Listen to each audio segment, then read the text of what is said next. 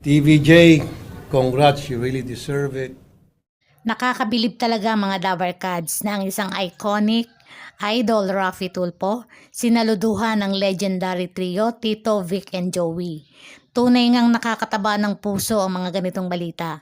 Sa panayam ng ilang media personnel ay hayagan niyang sinabi, Tito, Vic and Joey, congrats, you really deserve it.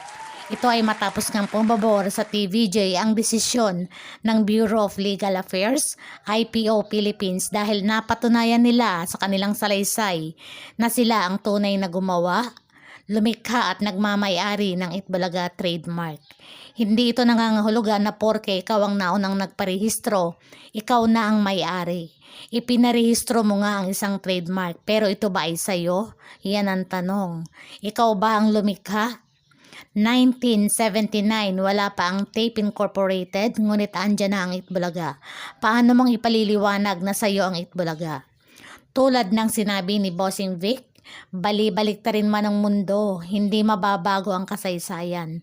Sila ang Itbulaga. Itbulaga is TVJ.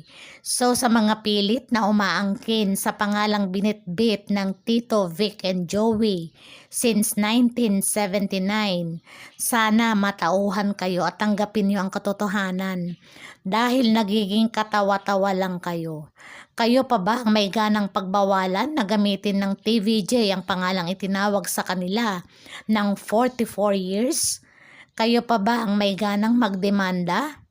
Producer lang kayo ng noontime show. Nagparaya na sila pero hindi kayo ang creator ng pangalan ng show. Siguro kailangan nating matutunan yung mga salitang acceptance, delikadesa, and respect.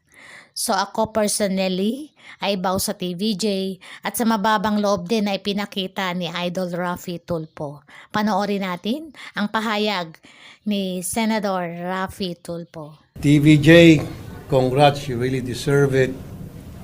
And I already said this before, idol ko kayo, you're doing a good job entertaining people for so many years, pinapasaya mo sila. Tito, Vic and Joey, salute. The rightful owner of the title. Exactly, thank you. Thank How you. do you feel about that? Kung nakita mo yung mga kasing iconic mo, no, na nagkaroon din yung, di ba, parang vindicated?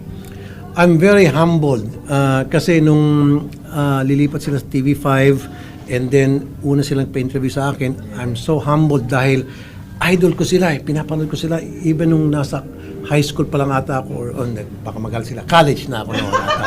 1979 na nag-start. Napapanood ko sila. Idol ko na sila and then boom, nandito na sa harap ko, in-interview ko sila, so I was so humbled, sobrang tuwa ko. Ang cute